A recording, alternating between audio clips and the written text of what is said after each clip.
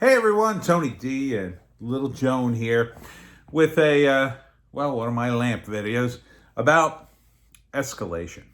Um, so I had this great post and now I can't find it, but I saw it last night. It's a great post in terms of a video, not a great post in terms of what it actually said. But basically, it was someone claiming to be from Antifa saying what we have to do after the election's over, and they're assuming Biden's going to win, is to take over the red states and to go after, to try Republicans and Trump supporters and kick them out of society. So it was this sort of, and I'm paraphrasing, but it was that bizarre. It was this idea that they could somehow use the legal system to finally get those Trump supporters and kick them out of the country. And on the one hand, it is ridiculous. I mean, the idea that you could do that is insane. You can't kick someone out of the country because they're a member of a political party you don't like. It's not illegal. And if it was, people who were Republican would simply say, okay, I'm not Republican anymore. What's a legal party I could join? Democrats. Oh, I don't want to join that. Give me a different one. Unless you're forcing people into the one-party system. And it sounds like by default, that's what the post was about. By default, really, it was about communism, right? So if you're going to round up the Republicans and try them and then kick them out of society, that's not a very realistic goal legally. It's not like the Republicans will just go, oh, geez, we've been kicked out of society. Oh, no. Guess we'll be leaving. Like, they're not going to leave. They're going to stay. They're going to fight you. And I don't even mean physically. They'll fight you legally in court and you'll lose because it's a ridiculous thing. So the natural evolution of that line of thinking is that, well, if they're not going to go willingly, if they're not going to follow our wonderful legal minds, and I think you know what the means. It means full-blown communism. It means using force against people you don't like politically. It's a natural result of political violence, especially on the left. And surprisingly, this has escalated. It's very surprising to me. Keith Olbermann, who I did a video on a day or two ago, I don't even remember. The videos just blend in together sometimes. He did his video about expunging Trump supporters and their ilk forever. And he's not just talking about people in Washington who support Trump, which you could interpret expunging means, well, they'll get them out of office and get them out of Washington. Like, you can say that, it's unrealistic, but you could say it. I mean, Trump's been president for 4 years. He's had hundreds of appointments of judges. You're not going to roll them all out in a year just because, well, you were appointed by Trump and you got to go. There'd be all sorts of legal problems with that. But when he added Trump supporters, he really crossed a line there. Now, I said to other people in my comment section, well, maybe he's just auditioning to get back on MSNBC, because MSNBC now is way more radical than it was when Keith was on the channel back in the Bush era. So this, I'm a very cynical person. So when I look at this, especially with regards to entertainment, I don't see a guy who's radicalized. I see a guy who used to be making a lot of money on MSNBC who wants to go back, wants to get his show back and, make even more money. It's possible that's true. It's also possible that Keith has been radicalized to some degree and actually believes a lot of what he says.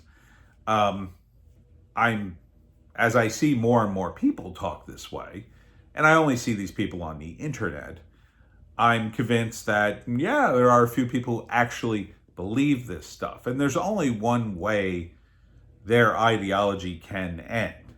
Either they give up the ideology, realizing that there's no good endpoint for it, that there's no legal recourse to, quote, get rid of the Trumpers or get rid of the Republicans or get rid of our political rivals, other than a very bloody, horrible mess.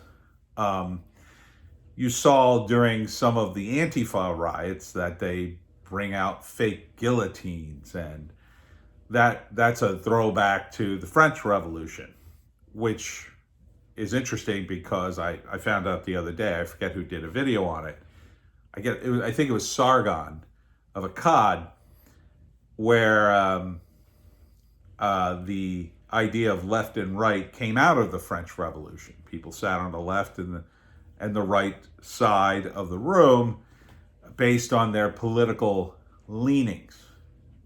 And it was similar to what we have now, like the right, more traditional, the left, more crazy, progressive, quote unquote.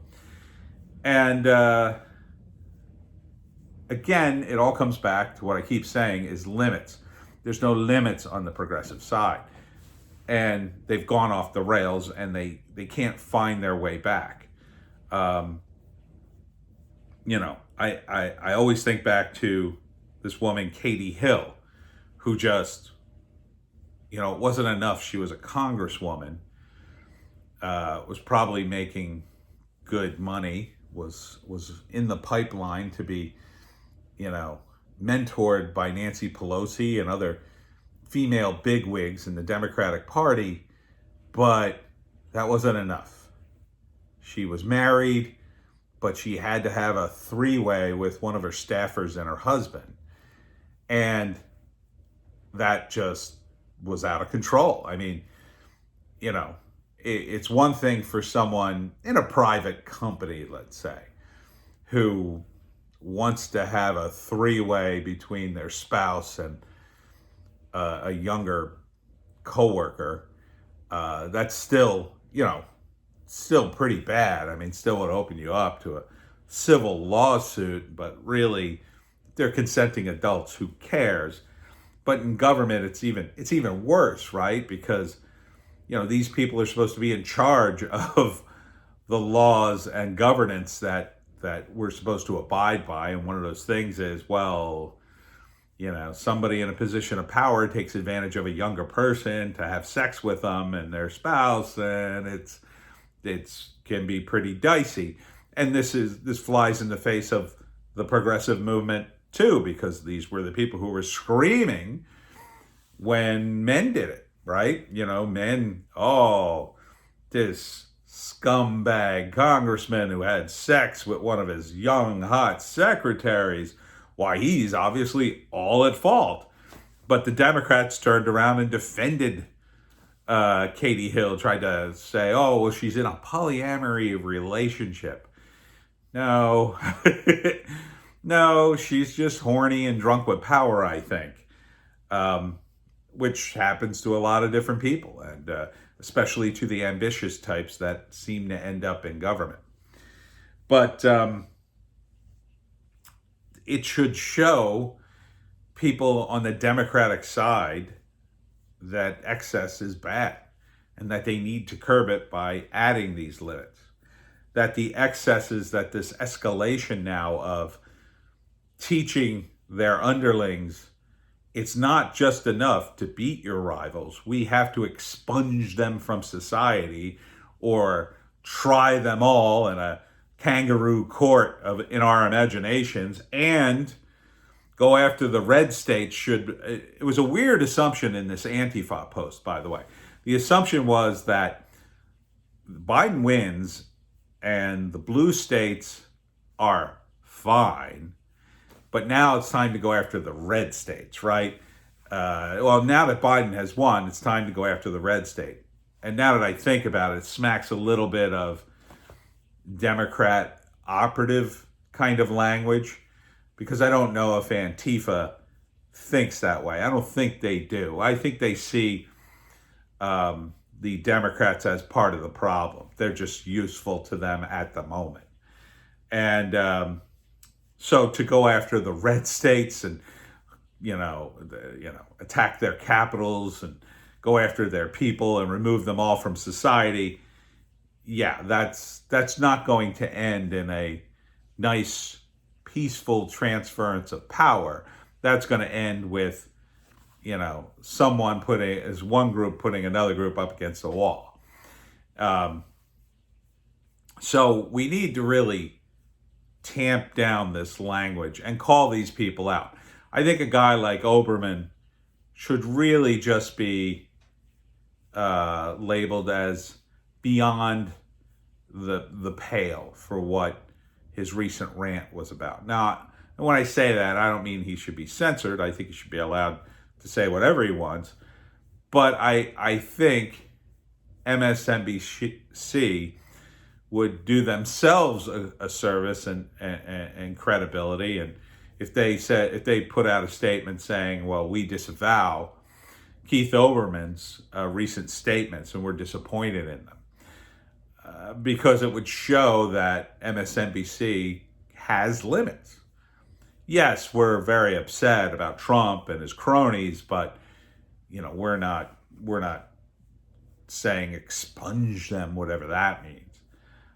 They won't, I don't think, because there's no reason that they'd be forced to do so. If they were forced to do it, because they were losing ratings or something, or if they were in negotiations with Oberman, then maybe they might put out the statement. I don't think they would, just out of the blue, even though I think it might do some good to deter other people from saying things like that. I mean, they haven't done really much to deter people on their payroll from saying not things that bad, but some pretty bad things. I think isn't Joy Reid on their payroll on MSNBC, and she's gotten into trouble for some of the things she said. A lot of times when it's a right-wing person saying that, they're out, they're gone. Yeah, I mean, goodbye. But when it's someone who's considered left, well, we give them the benefit of the doubt. I think it should be a consistent application of the rules. If you're going to expel someone for their extremist language out of a private company, you should have, a uniform code of conduct to expunge anybody. And when I mean by expunge, to fire them and say you can't work here anymore. But if we're not going to do that, if it's going to be just crazy open season and anything goes, which, by the way, as a free speech extremist, wore the wrong t-shirts, I'd be for, let anybody say anything on TV, basically, very few limits, tiny threats and stuff like that now. I'd be okay with that. I'd be okay with all sorts of craziness. The craziness I see on BitChute all over TV. I wouldn't have a problem with that. I mean, you could regulate it a little bit, put the real spicy stuff on late at night, but otherwise just let it fly. Why not? You can see who the crazies are. And right now, we can see who the crazies are on the left, and there are a lot of them. And they continue to expose themselves as the crazies they are, because they are escalating. And my advice to them is to stop. It's going to put you in a bad place, and it's going to put some of your followers in a bad place where they end up doing something that's a little too crazy. So, yeah, it's getting bad out there, but I think it's going to turn around on the election. So look for that. In the meantime, hang on. We just got a few more weeks, maybe 3 weeks. What's today? It's almost halfway through. Yeah, so maybe about 3 weeks to go. And finally, we can get back to normal and stop talking about politics. Huh.